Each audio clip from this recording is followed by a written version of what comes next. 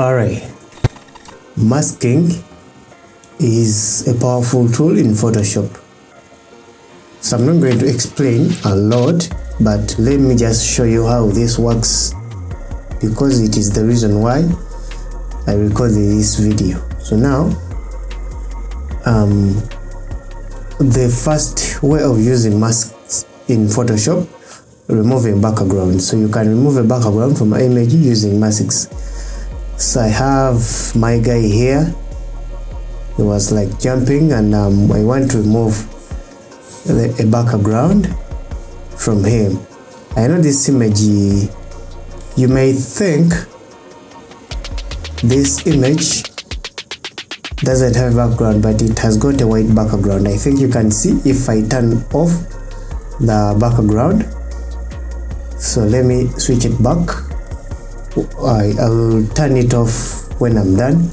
So I have to make sure I'm on the exact layer that the object is on. So now I'm going to pick my quick selection tool. Anything, any selection tool you pick, this method is going to work. So I'm not gonna use quick selection. My image was just the reason why I picked selection, to get other commands that I'm going to use to select this image. So I'm going to just select an object and let the Photoshop AI engine to select the image. So if you have seen any imperfections on the image, you can still adjust. So I think the system has done selecting this image, and that is beautiful. So what I'm going to apply a mask. Yes, a mask. For you to get a mask, the art icon is always at the bottom of your right hand corner of the program. So I will navigate to where this icon is. So whenever you see something in Photoshop, something which is a rectangular shape and has got that small circle embedded in, that is a mask. So now I'm going to click once, and of course it's going to create a mask. So just know that white background that was in the image is now out. So let me turn this background layer off, and of course you're going to see, yeah, that is beautiful. That is beautiful. That is one way of masking or using masks in Photoshop. And if there are some adjustments that you would like to make, so I'm going to apply a solid color so that we see if this solid color is going to be in black, so that we see if the outlines are perfect. When I talk about outlines, these edges, the ones I mean, the edges.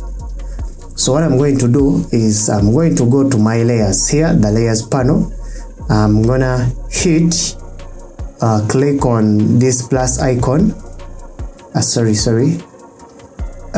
going to pick this icon, and I'm going to navigate to solid color. So once I navigate to solid color, I have to make sure I've picked black, because it is the one that is going to help me to see whether my image has been perfected. Sorry. So now I will move this layer, the solid color layer, below this image, and I have to observe critically. So for you to pan around this image, you just hold the space bar on your keyboard, and with your mouse be able to pan around. So now I think this image is fine, but let me try to, if there is some white here, I want to remove this little whitish color here. So I'm going to go back to the layer that has got a mask, and I have to make sure I select my mask. Okay, so now I'm going to pick my brush tool. I can hit B on the keyboard, or I can go to the panel and pick brush. So I'm going to reduce its size and like so. And for you to be able to remove this white, you have to make sure you are not using white. Should be the color should be black here. And if you want to undo what you have done, you can just be switching this black to white, black to white. All right, so now I'm going to remove this, and I think this is good. Yes, you can perfect. That is one of the best things about masking. Masks allow you to make adjustments on the object, a lot of adjustments on the objects. So now our image is so perfect, it is so beautiful. So now let me turn back. Let me turn off this black layer, the layer. It's already color. Then I'll turn back to my white background. So let me zoom in and see. I think the image is fine. So that is one way of using masks. So the next step that I'm going to give you is inverting masks. Yes, inverting masks. See, it's like, so let me get a copy of this layer. So I can hold the Control and J to make a copy in Photoshop, or I can still go back to my layer. I right click and navigate to where duplicate layer is. So once it just asks me to confirm, so you can now click OK to get that copy. So I can undo this because I had already made a copy.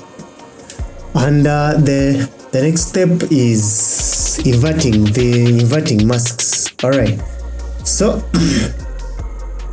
the reason why you're seeing these two, it's because I've got two copies here. So let me hide this one, and what I'm going to do,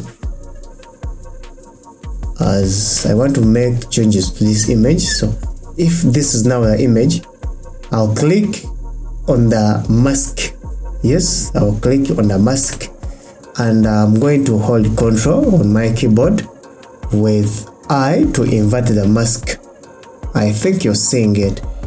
So that mask is now inverted. Let me turn off this background. See, now it is inverted. That's what we call inverting masks. So it can help you in so many ways. Inverting masks, you may think now this is growth. No, that's not growth, by the way. It is just that showing you how this works. So, and you may need it in future, you to invert the masks. All what you need to invert a mask, you have to click on the mask and yes, you have to make sure the mask is selected, and go back to your keyboard. You hold the Control and I to invert the mask. So let me see what this means. Alright, so if this is the image, so now if I want to make a cutout from, yes, it is possible by you to make cutouts. So that's how you can invert masks. So still I'm going to show you more about inverting masks if we go to another step. And without further ado, let me take you to another step, which is using clip masks.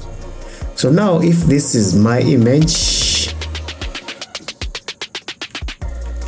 so let me undo, and if this is my image now, all right, so let me duplicate this because I want to every time to undo. So I can always have a copy to work with. So turn this off, and I'm going to use this one. All right, so now what clip masks does. So let me zoom this image, and we want to know how these clip masks works. So this is the image, and what I'm going to do, I want to make this image like the way you see it when I don't have a layer mask on it. So what I'm going to do, I'm going to make a layer. So let me delete this. Let me get rid of these ones, okay? And even the background, I'm going to get rid of it. Even this one, I'm going to get rid of it. So let me put one layer up, and what I'm going to do is I'm going to hold Control, Alternate, Shift plus E to get a copy of that image. So it is now here. I can even delete this layer. So I have this image alone. I have it already. Now if you turn off this, you will see that there is another copy. That is the original. So now I can turn it back. So let me apply what we call clip masks. So for you to apply clip masks, let me say that let me put one layer. Okay, let me do this. I'm going to put a solid color here up. Let me make it orange. All right, let me make it red. Okay, now red. So what I'm going to do is I'm going to clip mask this. Right click and create a clip mask. See, that means the layer on top of this object now has been converted to cover the original layer. Let me hope you got me there. This image, so it is like feeling, it's like telling someone that let me first turn off this. So it's like telling someone to paint this image with any color, the whole of it. If like you maybe you want to make an art, just a simple art from the image, so all you have to do is use the clip masks. So I said you go to let me put this, let me repeat it again. You go back. I'm using just solid colors, and that it has converted it to the clip mask already. But for you to create a clip mask, let me say this is the layer. So let me first release the mask. So now it is the black. So I want that black to fill this object. Very normal. It is so simple. And I'm going to right click here, and I'm going to create a clip mask. It is so simple and easy. And by the way, for your information, if you want to delete something, if you want to edit this, you can still do as you wish. Okay, so let me delete this red, and I have black. So this is beautiful. This is my image, and it is fine, it is okay. So that's how you can use masks